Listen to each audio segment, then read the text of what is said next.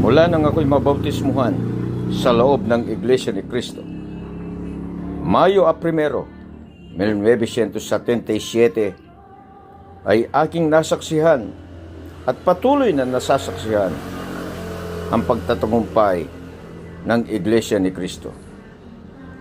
Dumaan ito sa matinding pagsubok. Napakarami nang nagtangka na ito'y pinsalain, pero hindi sila nagtagumpay, sila'y nangabigo.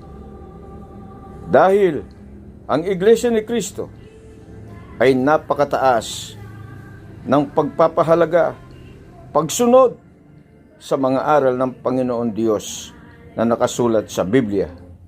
Kaya nagpapatuloy ang pangako ng Panginoon Diyos mula sa sugo sa katauhan ng kapatid na Felix Y. Manalo hanggang sa kasalukuyang pamamahala sa pangunguna ng kapatid na Eduardo V. Manalo ay natutupad at patuloy na natutupad ang pangako ng Panginoon Diyos na ang iglesyang ito'y kanyang aalalayan, papatnubayan, at kung mayroong kakalaban ay mga papahiya at mga lilito.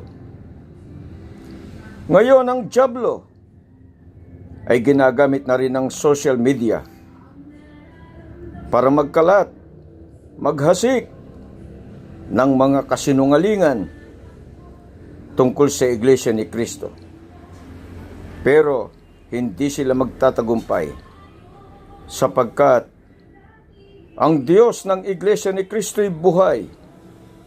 Ang Diyos ng Iglesia ni Cristo ay pinakamakapangyarihan sa lahat at patuloy na tinutupad ang kanyang pangako sa sugo at sa pasugong ito.